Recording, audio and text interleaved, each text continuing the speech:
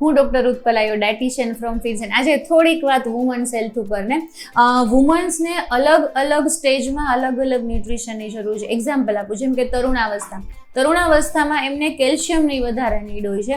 જો એ ટાઈમે કેલ્શિયમ લેવામાં આવે, પ્રોપર ડાયટ લેવામાં આવે, તો આફ્ટર મેનોપોઝ ઓસ્ટિયોપોરોસિસ થવાના ચાન્સીસ ઘટી જાય છે.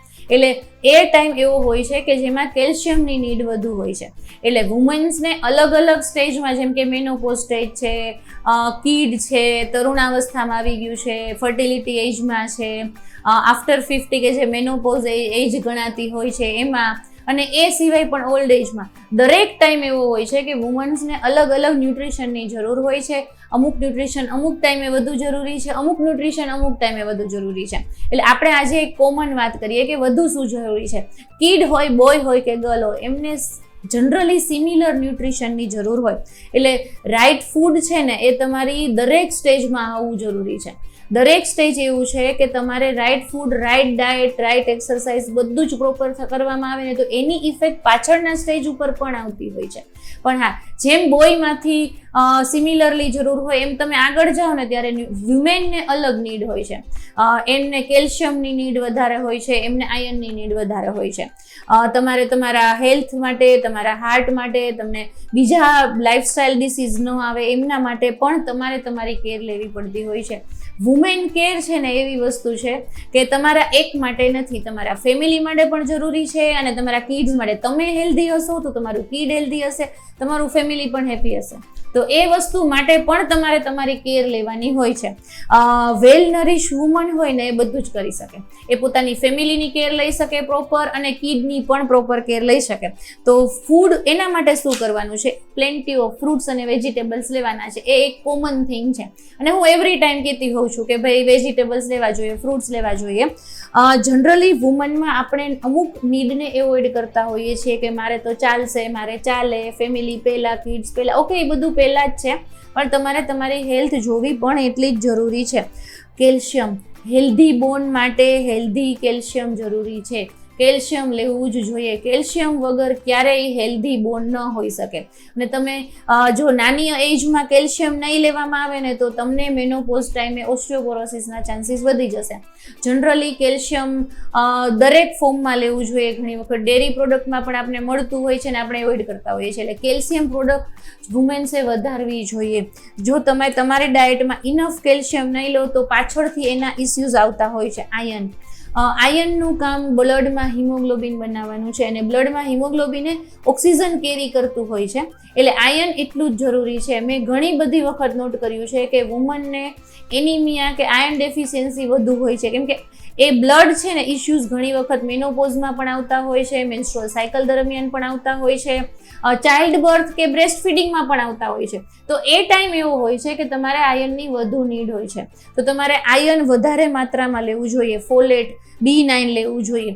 કેફીનનું પ્રમાણ ઘટાડવું જોઈએ. જો તમે કેફીનનું પ્રમાણ નહીં ઘટાડો તો આ બધા કન્ઝપ્શન ઓછા થશે. તમને પોતાને એવું ફીલ થશે કે હું પ્રોપર ફૂડ લઉં છું, પણ કેફીન કે નિકોટિનના હિસાબે પણ આ પ્રોપર કન્ઝપ્શન નહીં થાય તો તમને એના બેનિફિટ નહીં મળે.